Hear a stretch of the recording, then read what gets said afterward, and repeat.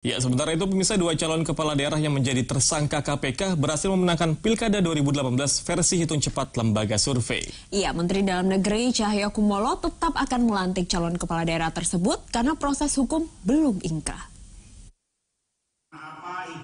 Dua dari 9 calon kepala daerah yang menjadi tersangka KPK dalam kasus dugaan korupsi berhasil memenangkan Pilkada 2018 versi hitung cepat lembaga survei. Menteri Dalam Negeri Cahyokumolo meminta agar Komisi Pemberantasan Korupsi mempercepat proses hukum terhadap calon kepala daerah yang menang dalam Pilkada 2018. Menurut Mendagri, status tersangka calon kepala daerah tersebut belum bisa dinyatakan bersalah sebelum melewati persidangan dan berkekuatan hukum tetap, sehingga akan tetap dilantik.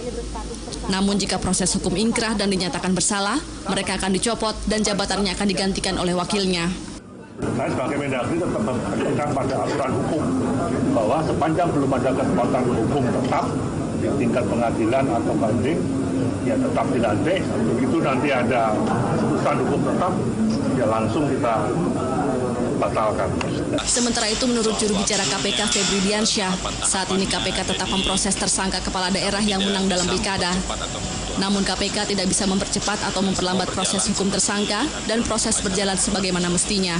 Di penyidikan misalnya kalau sudah cukup dan lengkap maka bisa dilimpahkan ke penuntutan. Kalau tidak cukup atau buktinya misalnya belum lengkap maka tentu kita tidak bisa memaksakan itu dilimpahkan.